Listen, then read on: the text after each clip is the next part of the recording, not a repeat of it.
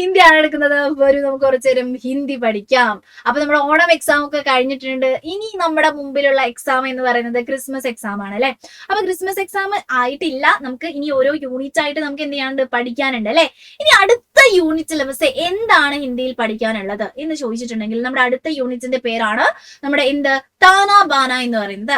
Unit 1 നമ്മൾ പഠിച്ചു കഴിഞ്ഞു, ഇക്കായി ദോ നമ്മൾ പഠിച്ചു കഴിഞ്ഞു, യൂണിറ്റ് 2 നമ്മൾ പഠിച്ചു കഴിഞ്ഞു. ആ 2 യൂണിറ്റ് എന്താണ് വളരെ സിമ്പിൾ ആയിരുന്നു. ഓണം എക്സാമിന് കംപ്ലീറ്റ് ആ ചാപ്റ്റർ നമ്മൾ പഠിച്ചു. ലാസ്റ്റ് നമ്മൾ പഠിച്ച എന്തായിരുന്നു? സീക്കടി മച്ചിലി സുക്കി ക്യൂ നെഹി എന്ന് പറയുന്ന ആ ഒരു ഭാഗമായിരുന്നു അല്ലെ. അത് കഴിഞ്ഞു കഴിഞ്ഞാൽ വരുന്ന നമ്മുടെ യൂണിറ്റ് ആണ് താന ബാന എന്ന് പറയുന്നത്.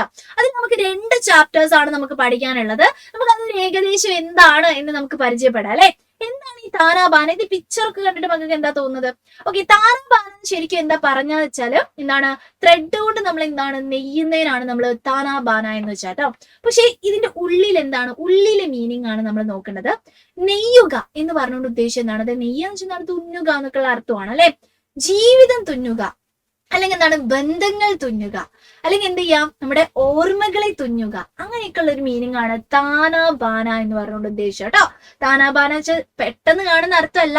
എന്താണ്, നമ്മൾ ഒരുപാട് നമുക്ക് ഒരുപാട് സ്നേഹിക്കാം, ഒരുപാട് ആൾക്കാർ ഈ ചുറ്റുമുണ്ട്, ഒരുപാട് മെമ്മറീസ്, നമ്മൾ പണ്ടിട്ടുള്ള കുറെ മെമ്മറീസും കാര്യങ്ങളൊക്കെ നമുക്കുണ്ട് അല്ലെ. അപ്പൊ ഓർമ്മകളെ തുന്നുക, അല്ലെങ്കിൽ എന്താണ്, റിലേഷൻഷിപ്പ്, ബന്ധങ്ങളെ തുന്നുക എന്നൊക്കെയുള്ള അർത്ഥമാണ് എന്ത്, താനാബാന എന്ന് പറയുന്നത് നമ്മുടെ യൂണിറ്റിനോട് ഉദ്ദേശിക്കുന്നത് കേട്ടോ. അപ്പൊ ആ യൂണിറ്റിൽ നമുക്ക് ആദ്യം പഠിക്കാനുള്ളത് മീഠാ സന്ത്ര എന്ന് പറയുന്നത് യയാവറിന്റെ ഒരു എന്താണ്, സൻസ്മരണാണ്. സൻസ്മരണ എന്താണ്? ഈ സൻസ്മരണം എന്ന് വെച്ചാൽ ഓർമ്മക്കുറിപ്പ് എന്ന് നമുക്ക് പറയാം. അപ്പൊ മിസ് എന്ത് ചെയ്യാണ്, അത് മിസ് ഇപ്പൊ എന്തെങ്കിലും ഒരു ട്രിപ്പ് പോയി, കുളു മണാലിയിലൊക്കെ ഒരു ട്രിപ്പ് പോയി. അപ്പൊ ഞാൻ ആ ട്രിപ്പ് പോയിട്ട് ഞാൻ എന്ത് ചെയ്യാണ്, ഞാൻ ആ ട്രിപ്പ് പോയ ഓർമ്മകളൊക്കെ എഴുതുകയാണ്. ഞാൻ എന്റെ ഓർമ്മക്കുറിപ്പ് ഞാൻ അങ്ങനെ ചെയ്തു, അങ്ങനെ ചെയ്തു.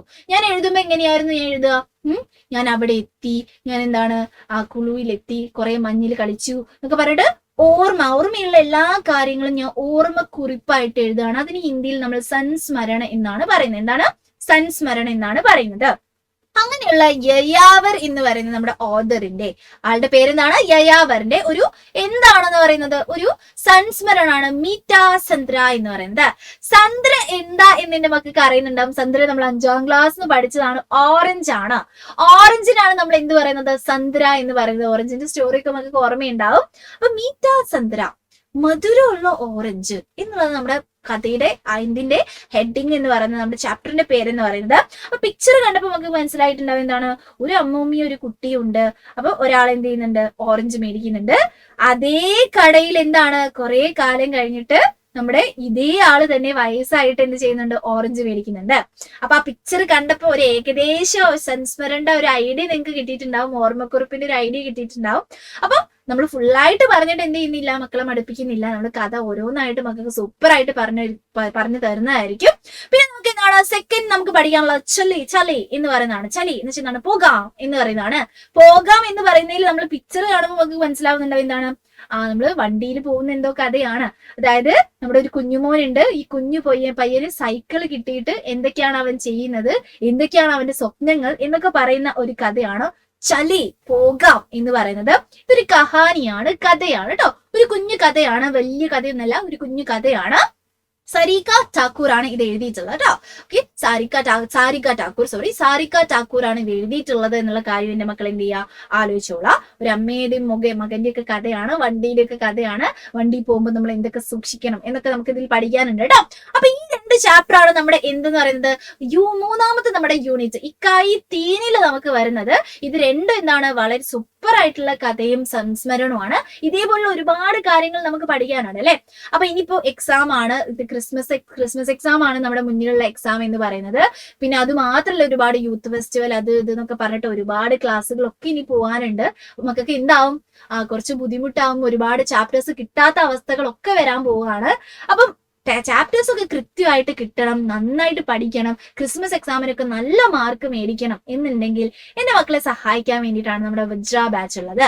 അപ്പൊ മിസ് നേരത്തെ പറഞ്ഞ ചാപ്റ്റേഴ്സ് ഒക്കെ ഉണ്ടല്ലോ, ആ ചാപ്റ്റേഴ്സ് ഒക്കെ നമുക്ക് സൂപ്പർ ആയിട്ട് എന്ത് ചെയ്യാം, നമ്മുടെ വജ്ര ബാച്ചിൽ പറയും. ഇതുവരെ നമ്മൾ എന്താണ് ലൈൻ ബൈ ലൈൻ മലയാളം അർത്ഥം പറഞ്ഞ് എന്തൊക്കെ ക്വസ്റ്റ്യൻസ് ആണ് വരുന്നത് അതൊക്കെ പറഞ്ഞ് മക്കൾക്ക് എല്ലാ ക്വസ്റ്റ്യൻ ആൻസേഴ്സ് ഒക്കെ പറഞ്ഞു തന്നിട്ടാണ് നമ്മൾ പോയിട്ടുള്ളത്.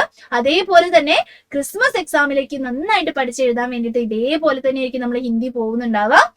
നമുക്ക് ഡെയിലി ക്ലാസ്സുകൾ ഉണ്ടാവും. മക്കൾ വിചാരിക്കും എന്താണ്, അയ്യോ ആപ്പ് അല്ലേ, ഓൺലൈൻ അല്ലേ, എങ്ങനെ പഠിക്കുന്നൊക്കെയുള്ള ഡൗട്ട് ഉണ്ടാവും. എന്നും നമുക്ക് ക്ലാസ് ഉണ്ടാവും, എന്നും അതും ലൈവായിട്ട്. എന്താ ലൈവായിട്ടായിരിക്കും മക്കളെ കാണുന്നുണ്ടാവും. നമുക്ക് സംസാരിക്കാൻ പറ്റും, നമുക്ക് എന്താണ് ഡൗട്ട് അപ്പൊ തന്നെ ക്ലിയർ ചെയ്യാൻ പറ്റും. ഡെയിലി ക്ലാസ്സുകൾ ഉണ്ടാവും. ഈ ക്ലാസ്സിൽ മക്കൾക്ക് പങ്കെടുക്കാൻ കഴിഞ്ഞില്ലെങ്കിൽ സാരമില്ല, അതെന്താവും, റെക്കോർഡഡ് ആയിട്ട് മാറും. അപ്പൊ ഏത് സമയത്ത് വേണമെങ്കിലും മക്കൾക്ക് എടുത്ത് കാണാൻ പറ്റും. അതേ ടൈമിന് കാണാൻ പറ്റിയില്ലെങ്കിൽ പിന്നെ എപ്പോഴെങ്കിലും ഒക്കെ കണ്ടാലും മതി. എപ്പോഴെങ്കിലും കാണാനുള്ള എല്ലാ സംവിധാനങ്ങളും നമ്മുടെ ആപ്പിലുണ്ട്. കൃത്യമായിട്ട് നമ്മൾ എക്സാം നടത്തും. ഇപ്പൊ ഓണം എക്സാം കഴിഞ്ഞിട്ടുണ്ടായിരുന്നു, അതേപോലെ ചാപ്റ്റർ വൈസ് നമുക്ക് എക്സാമുകൾ ഉണ്ടാവും. അത് മാത്രമല്ല എന്താ ഉണ്ടാവും, ഡൗട്ട് ക്ലിയറൻസ് സെഷൻസ് ഉണ്ടാവും, ക്രിസ്മസ് എക്സാം, ആനുവൽ എക്സാം, അങ്ങനെ കൃത്യം എക്സാമുകൾ നമ്മൾ എടുക്കും. അപ്പം എക്സാമിന്റെ ക്വസ്റ്റ്യൻ പേപ്പർ എന്താണ്, ഒരു ഐഡിയ വേണം അല്ലെ, ഇത് ഇങ്ങനെ വരിക എന്നുള്ളത് എന്തായാലും നമ്മൾ അറിയണം. അതായത് സ്കൂളത്തെ എക്സാം എഴുതുന്നതിന് മുന്നേ എന്താണ്, ഒരു എക്സാം എഴുതിയിരിക്കുന്നത് നല്ലതാണ്. അതിനൊക്കെയുള്ള കാര്യങ്ങൾ നമ്മൾ എന്താണ് വജ്ര ബാച്ചിൽ കിട്ടുന്നതായിരിക്കും. അപ്പൊ എന്ത് ചെയ്യുക, എന്റെ മക്കളെ, ഏതെങ്കിലും മക്കളെ ഇനിയും ജോയിൻ ചെയ്യാൻ വിട്ടുപോയിട്ടുണ്ടെങ്കിൽ, നമ്മുടെ എക്സാമിൽ നല്ല മാർക്ക് മേടിക്കാനുള്ളതാണ്. അപ്പൊ നമ്മൾ എപ്പോഴും എന്താണ് ഒരു ട്യൂഷൻ ഉള്ളത്, ഒരു ഓൺലൈൻ ട്യൂഷൻ ഉള്ളത് നല്ലതാണ്. അപ്പൊ വജ്ര ബാച്ചിൽ ഇതുവരെ ചേരാത്ത ഏതെങ്കിലും മക്കൾ ഉണ്ടെങ്കിൽ എന്ത് ചെയ്യുക, വേഗം നമ്മുടെ വജ്ര ബാച്ചിൽ ചേരാം. നമ്മൾ എന്താണ് ഒരുപാട് നമ്പറുകളും കാര്യങ്ങളൊക്കെ എന്താണ് നമ്മുടെ താഴത്ത് കൊടുക്കുന്നുണ്ട്. വാട്സ്ആപ്പ് ബാച്ച്, നമ്മുടെ വാട്സ്ആപ്പ് കമ്മ്യൂണിറ്റി ഗ്രൂപ്പിലൊക്കെ നമുക്ക് ചേരാൻ പറ്റും. യൂട്യൂബ് ചാനൽ ഇതുവരെ സബ്സ്ക്രൈബ് ചെയ്യാത്ത ആരെങ്കിലും ഉണ്ടെങ്കിൽ ഒന്ന് സബ്സ്ക്രൈബും ചെയ്തേക്കാം. അപ്പൊ ഇനി നമുക്ക് സൂപ്പർ ആയിട്ട് മുന്നോട്ട് നമുക്ക് പഠിക്കാനുള്ളതാണ്. അപ്പൊ ബാച്ചിൽ ജോയിൻ ചെയ്യാൻ വേണ്ടി മക്കൾ ശ്രദ്ധിക്കാം. അപ്പൊ ഇതേപോലുള്ള ഒരുപാട് കാര്യങ്ങളൊക്കെ ആയിട്ട് മിസ് ഇനിയും വരുന്നതായിരിക്കും. Bye bye.